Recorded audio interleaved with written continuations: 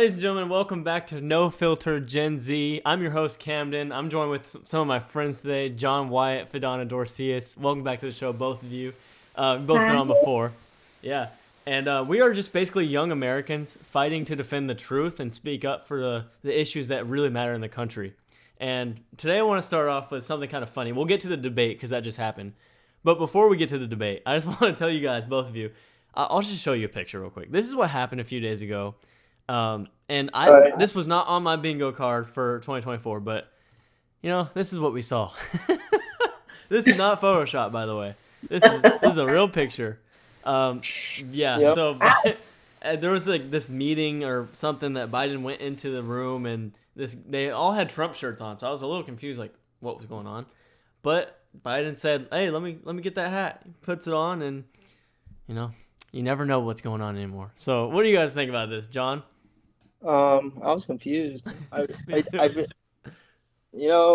guess this just supports that we really don't understand the current situation with the president, whether he's okay or not. I mean, my first thought when I saw it was, the debate just happened. It was the day after the debate, and Biden probably watched and saw that Trump was like, he doesn't like her. He doesn't like her, talking about Biden. And then the next day we see Biden with a Trump hat on. So I was like, okay, what do you think, Fadana? Well, we all know he's suffering with dementia, so I just already knew that he didn't know what he was doing. So that was kind of my take. My thing is, like, I just want him to just enjoy the rest of his life. Like, he's got to get out of all this. He's actually the sitting president right now, but it doesn't even feel like it. It doesn't feel like he's the president. I think someone else is making decisions for him. It seems like it, right? Because, I mean, he doesn't... He even said, he was like, I don't remember my name or something. I was like... No way he This is our said that. president. Yeah, he did. I don't know if he was joking or not, but, I mean, it's just... I don't know. Who's in charge? Like, who's in charge right now? Right. Kamala, most likely, Well, And has to be at this point. yeah, but I or mean, she and might be the cover girl. she's on Who's campaigning. actually- She's on the campaign trail though, going and well, sort of. I don't know how much she's actually talking, but when she's out and Biden's on the beach, who's like making the top decisions? I don't Telling know. you, there's someone else doing it. Isn't that weird? Yep. Yeah, I mean, they might be puppets. Yeah. Yeah, I think America's just getting laughed at right now around the world. That's why Putin came out and endorsed Kamala, because he likes that America's weak. He likes that because He knew what he was doing. Yeah, he He wants understood the assignment. Exactly. So I don't know. The future is a little uncertain, and I think that this election, I mean, it's only a few months away, so it's gonna come really quickly, and we gotta just I'm actually really, excited for that night. we That night's really gonna be have to get exciting. out and get our friends to vote, because it's getting Yeah. close. Right. I want to turn your guys' attention to what we all watched a few nights ago, a debate Alright. on ABC. I like Oh to my call God. it fake BC now, because I don't know if that was a very fair debate, but I'll let you guys give your opinions. Vidana, did you think that was a fair debate? Honestly, it was 3 against 1. I mean, I feel like every single person in America that was watching the debate that night they could just see the unfairness, to be honest with you. And then on top of that, they did advance fact checking, which didn't make any sense because they didn't do any fact checking for Kamala Harris, which obviously I feel like Americans watching that debate, they can just see that there's a lot of bias that's going on. And I feel like it was also a wake up call for many people who watched the debate, because then they can kind of see how hated well, hopefully he is, Donald Trump is in the United States, because we see what the mainstream media will do to someone. Yeah, and my first thought when I saw that was, I hope enough Americans can see past can actually see what the media is doing, because it was so obvious to me just watching that there was way harder questions for Trump, almost setting him up. They were like here's an example of what it was like this. It was like, President Trump, why do people support you? Like, it's the kind of framing they were doing. And he was like, you called out Kamala on her race. Like, why would you do that? It was all these questions that were setting him up, but then Kamala got the softball, easy answer. Explain what you're going to do. And she didn't even tell us. So, John, what were your first thoughts on the debate? Well, I was watching the debate here at my hall, and I was kind of confused why Kamala wasn't getting fact checked. That definitely stood out to me, and especially the military thing that she Oh said, my zero gosh. troops in the combat area. Like I Yeah. know people, I know buddies who are ready, who are about to get deployed to certain areas in there. I was just confused. It's Like, disrespectful to them yeah, almost. we got troops in Africa, and then a few troops in Iraq still. So I was just confused. Man. And other lies, other things that stood out to me. Yeah, I thought it was definitely like not making sense whether it was biased or not for me. But yeah, that's my thoughts. I can think of three examples off the top of my head where Kamala wasn't fact checked on things that just completely weren't true. One of them, right off the bat, she brings up Project 2025, which Trump has came out and said he has no part in that. He doesn't even know. He hasn't read it, but they don't fact check that. And then there was another one where she took him out of context and said that there was going to be a bloodbath with this election.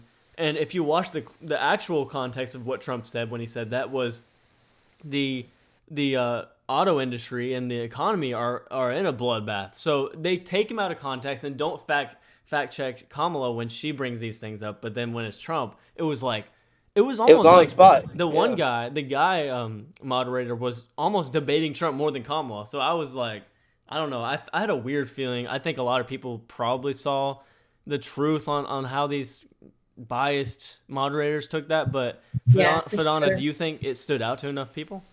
I would definitely say so. And then on top of that, the moderators were talking about things that Americans don't care about. Americans want to know, what are you going to do about the inflation and rate, and what are you going to do about the border crisis? They were talking about January 6th and Proud Boys. I remember back in 2020 when Trump was running, that was something that they talked about with Proud Boys. Like, do you condemn white supremacy? Like, nobody really cares about that. Americans right now, they're just trying to survive. They're Yeah. trying to make ends meet. A lot of people are literally living paycheck to paycheck. They want to know how the economy is going to function at a regular rate because things are just off the roof crazy right now. And the moderators didn't really emphasize on both of these candidates' plans. It was more like a character Yeah. attack, especially on Donald Trump, instead of like what he wanted to do for the United States. But something I will say that stood out is the ending statement that he made, stating that Kamala has been in office for 3.5 years. If she wanted to make a difference, she would have made a difference by now. So I feel like that grabbed the hearts of Americans for them to really think about where we're going as a nation, you know? Yeah, I think that ending statement from Trump was a strong one that he said, "Why hasn't she done it if she's in office right now? She's up here saying that if she gets elected, she will do this. She's in office and isn't doing any of it." For John, sure. John, what stood out to you the most after watching that whole debate? What stood out to me is some of the things like the Democrats were taking credit for what Trump was doing. Mm, Like for example, the certain jobs were lost during COVID, and then they picked up back in post COVID, and they said that was Trump's fault. Like I'm not you like I'm not sure if they were in that position, they could have done much better. It was a bad situation for every country in the world, exactly. just not just America. And they took credit for the jobs that were recovered from that. And they kept asking about January 6th. Like we already know what happened. Yeah. And when Trump said that he actually requested National Guard people to come, to prevent that situation. I guess the other people in the offices didn't do their job. He was calling out Nancy Pelosi, and when he said certain things like that, they just like I don't even like acknowledge it. They ignore it. It's Yeah, then like the good point. moderators go, "We're not talking about Nancy Pelosi," and I was like, "But that's what you're setting That's Trump up for, you know?" but that answer is Right. part of that's the appropriate answer. Like we're talking about January 6th. Exactly. The Like what? questions, I thought the moderators did a bad job at what questions they selected to ask in the first place because there were so many things like Fadana mentioned that were not the main issues that Americans are thinking about. Like they're not thinking about what race Kamala is or what, like no one cares. Like Trump said, "I don't care. You can be whatever you want." He wanted to focus on the immigration mostly, and then the economy too. But some of the questions were just set up for character, like Fadana said. One thing that I saw a lot of people saying on Twitter afterwards was Kamala did a lot better than I thought. And my first thought was we had such a low expectation, just like we did for Biden in the last debate, that of course she looked like she did really good because we had a low bar set. How well did Kamala do, Fadana? I would definitely say between her and Trump, because an individual that like to be mutual and judge things rightly. I would definitely say she probably got 60% and 40% for Trump, especially with the attacks that were being made on Trump. So I would definitely say she spoke very eloquently. And it sounded like it was like a Martin Luther King speech or Barack Obama, like very charismatic, wanting to grasp the attention of the audience. Like if I didn't know who I was going to vote for, that could easily have influenced me to vote for, personality instead of like policy. And I feel like a lot of Americans that were watching it that night, it was like watching someone who has just been so successful at public speaking, like watching her that night, it was like watching a different person. Like, I don't know if you picked that up, but I definitely would say whoever coached her very well. However, it still wouldn't, like me being a knowledgeable and doing research on both of these candidates, it would not have changed my take on who I would vote, because my vote will still be on Donald Trump, regardless of how well spoken she was. But I would definitely say that night, with the way that she brought about her speech, I would definitely say she ate that one up, because Trump, I feel like he had so much that he wanted to tell the American people that he just wasn't able to, because they just kept coming at him. And so he was just stuck on just certain thoughts, because there were two moderators at him, and then Kamala was giving him, certain looks to kind of intimidate him. So I feel like a lot of his points he wasn't able to get them across. But he's done a lot of debates, as we can tell with his campaign. He's done a lot of interviews, whereas Kamala, in the last 35 days, we haven't heard anything from her. And so, with all these interviews that Donald Trump has done, I believe that a lot of people are going to vote for him. Yeah, I saw. See, the thing with the debate is, yes, Kamala did speak well, and she's an attorney, so we could have kind of expected that a little bit. But it's only when she has time to prepare. When she goes into these interviews, she has no idea what she's talking about. So it's a little different when it's set up like the format it is. Whereas Trump was just talking like he always talks. We've heard him before. But here's a question for John. Do you think this debate swayed any voters either way, or do you think everyone kind of stayed where they were already? I really don't think it's like it affected current voters' mindset, especially the Democrats. I don't think that like we got more people switching over from this debate. I feel like Kamala was. I felt like she was persuading like people emotionally Yeah, that's and what I thought. without like knowledge of it sounds appealing, or what she stands for, but people who don't do research don't understand the negative effects of that. It's kind of like just going off of I don't want to say it's been an analogy going off fleshly desire, but we don't really know what's going on, like with the effect of it. Yeah. If that makes sense, I don't know. It kind of seemed like she was saying the way she was talking was to specifically target people's emotions. Like she was Yes. talking like this to make it Exactly. sound strong, like she's going to change it. But when she was asked a question at the very beginning, what will you do? She goes she goes on to tell a story about when she was growing Yeah, up. she circled around the question. She couldn't give a direct answer of what she was going to do. So that's why I don't think there was any change either way. I think Republicans that like Trump are still going to vote Trump. The people Right. that don't like Trump are still not voting for Trump. What about the independent voters that watch this, though, Fadana? What do you think about the people that were in the middle? Do you think any change happened from those people? I would definitely say so, because the first question they had asked her is the United States in a better place, within the 4 years. And like you stated, she was talking about her childhood, and I'm like, it's literally a yes or no question. This isn't something, they're not asking you what your life was whenever you were a But child. did you notice Um, how they didn't tell her that's not the question? But if that yeah, was asked to Trump, they go answer the right. question. Like, And that's what they did with Trump whenever they had asked him, was he going to veto? And they were like, is it yes or no? And he was like, no, he's going to leave it to the states to make that decision when it came to abortion and stuff, because they wanted to know his response regarding that.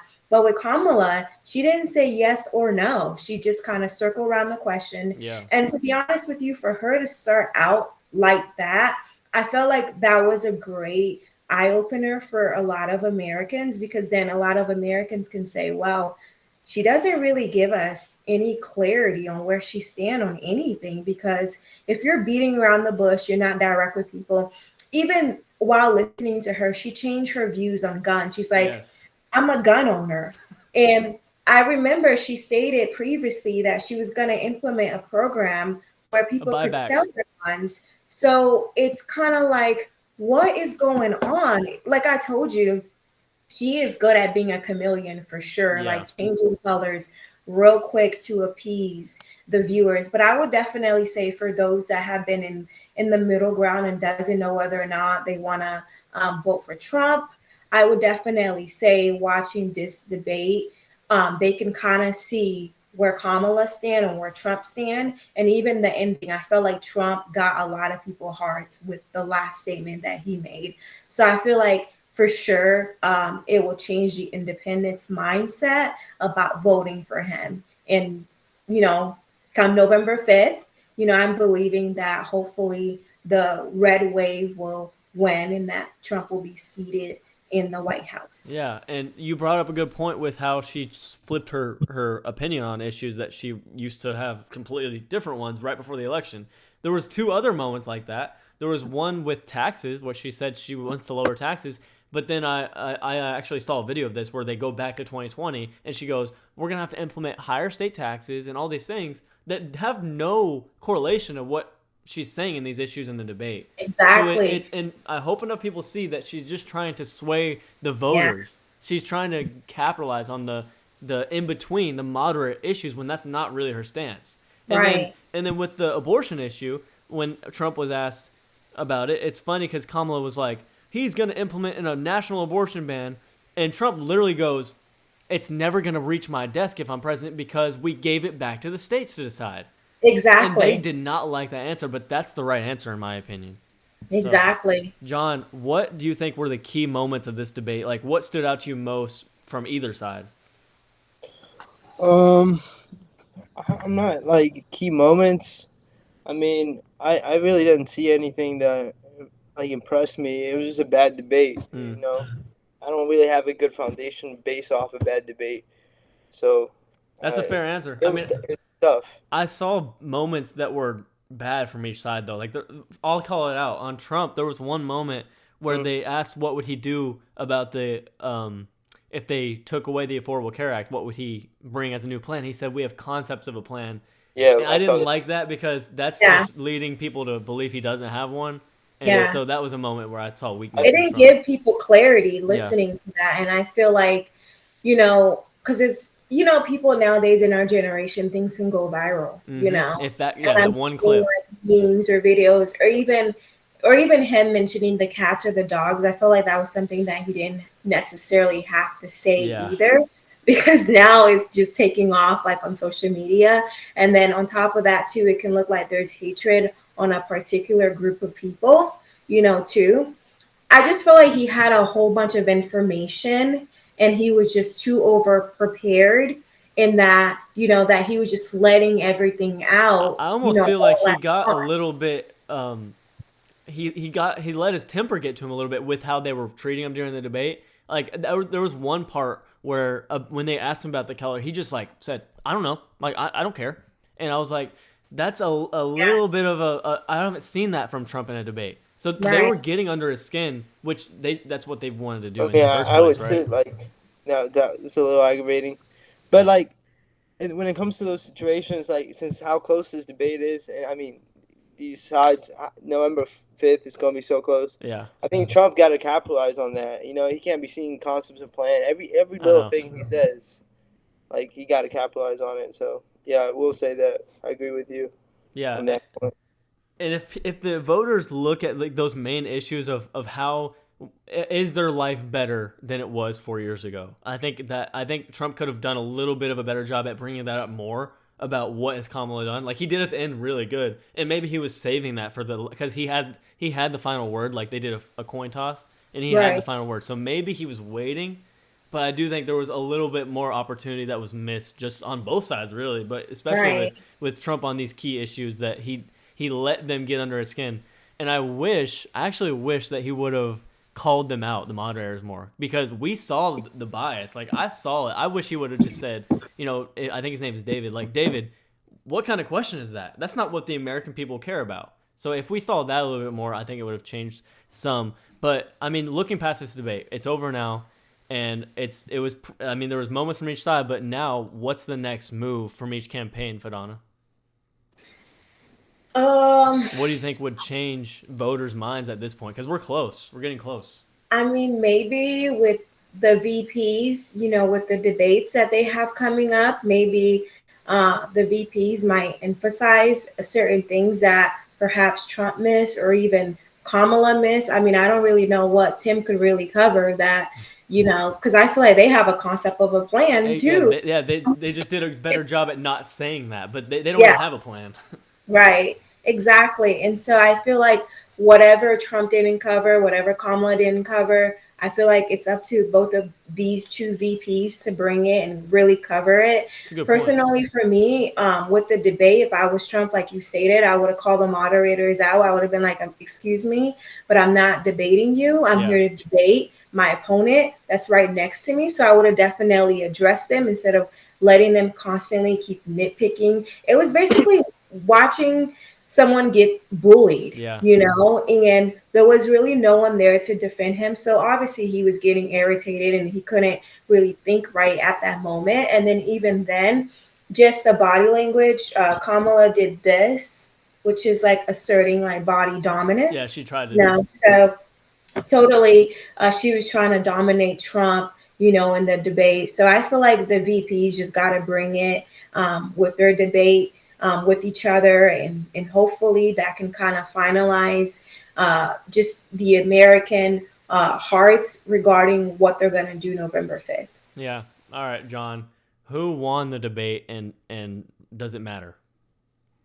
I don't think it matters. I don't think these debates did anything, like I said. So whether I say Trump won or Kamala won, I really don't think, because the country's so divided at this point. It's pretty split in half. It's Yeah, kind of scary. I would like to say Trump won, but I feel like it'd be misleading to how the debate went. So I think a debate Kamala won lots more emotions from people.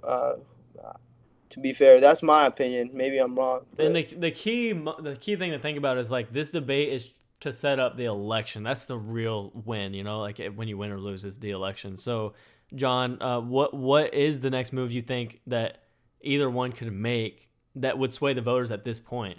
So I'm not sure from the Democrat side, but I think in the Republican side, I think there needs to be more like I don't want to say aggressive, but it needs to be more assertive tone to like be quick on the responses of just call out any bias or any false facts. You need to be quick on your feet. Yeah.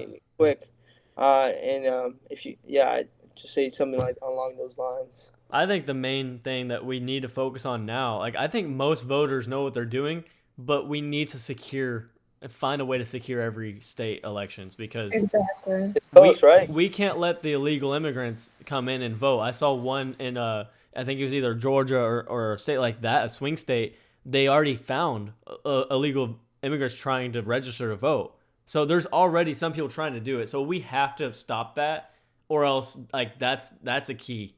That's a federal offense, though, for someone who is not an American citizen to be voting. That is something that they can get jail time. So I'm not even really sure how an illegal person could even make it past the check your ID, make sure you're an American citizen. It's just all these things doesn't make any sense to me. Like how, you know? Well, the problem is we know that there's corruption in the courts right now and in the government. So who is going to be enforcing that? Is there going to be people enforcing people not to do that because of the consequences? We don't know because, there's got to be a reason why the border's wide open for so long. What do you think, John? I think so too. Whether that's for votes or not, I don't know. Or illegal business. There's plenty of legal business. I don't know how deep the corruption goes. I can just make up some speculations. You got drugs, human trafficking, for votes. I mean, all these could be reasons why the border hasn't seen much progress of being secured. I don't know how deep the corruption goes, and most of the people from South America, Central America coming crossing the border aren't educated in our current politics, aren't educated on either candidate, and I that is not good. Yeah, Doesn't help. the thing that comes to my mind with that is just if they know that states like California are going to give them free housing and free health care and free everything, why wouldn't they listen and go illegally vote? Like there's a line where it's like very thin right now, and I hope there's enough security around this election because that's my main thing. It's so close, but if it's a fair election, I'm good with the result. Like it's got to be fair. Fadana, do you think that we? I guess the final question for both of you, but I'll start with Fadana. Do you think that we can do anything at this point to sway those independent voters? Because this is like the last month. Um, well, we definitely got to go out there and be active. We can't just sit on our bums and just expect that people are going to go out and really exercise their rights to vote. If anything, Sarasota Unite, which is what Michelle Posey created for us, to come together and be proactive, whether it's waving the flag, going door to door, talking with people.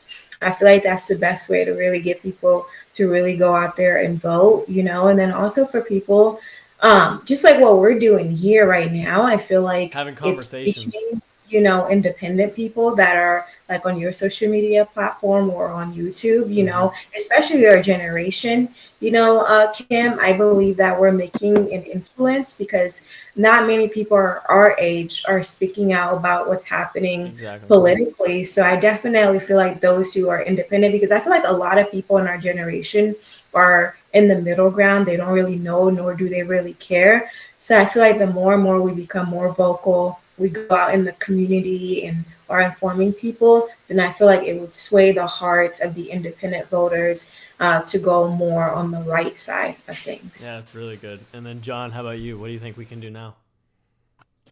I mean, I think just being bold about our situation, like current situations, and just calling them out, being a little more assertive, stating out facts. Whether people change or not, that's not up to us. But I think the last thing we want is not to be bold and inform more people about it. Yeah, You that's know, good. at least spark some conversations with some people that you have around you. Yeah, You know, have conversations and register to vote. Get people to register because this is like coming quick. So, guys, if you're watching and you're not registered to vote, register to vote. Even if you don't know who you're voting for, like just get it down because this is it. This is an important election. I think it's one of the most important elections of our lifetime. Honestly, I just think it's that important. So, thank you guys for coming on the show today, guys. Fadana, John, appreciate your time. Yep. And if you're watching, click that subscribe button, and we'll be back next week. And as always, on No Filter. Gen Z.